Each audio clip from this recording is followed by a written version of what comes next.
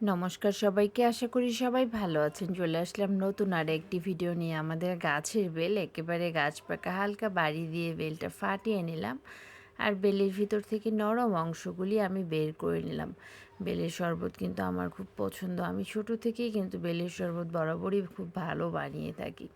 কিছুটা ঠান্ডা জল দিয়ে দিলাম, আর বাকি অংশটা খাবলাটা কিন্তু আমি রেখে দিয়েছি, কারণ এটা কিন্তু চামচ দিয়ে কেচে খেতে খুব ভালো লাগে। এভাবে করে বেলের গাঁটটা বের করে একটা ছাঁকনির সাহায্যে আমি বের করে নিলাম।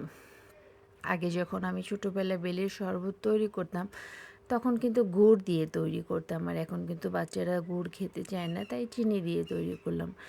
আসলে আমরা প্রায় সময় বেলের শরবতে দই টই অনেক কিছু দিয়ে থাকি, কিন্তু আজকে ঘরে কিছুই ছিল না। তবে নর্মাল শরবতটাও কিন্তু খুব যে একটা খারাপ লাগে এমন না, আমার কাছে কিন্তু খুব ভালো লাগে। গ্লাসে কিছুটা বরফ কুচি দিয়ে দিলাম আর বেলের শরবতটা নিয়ে নিলাম।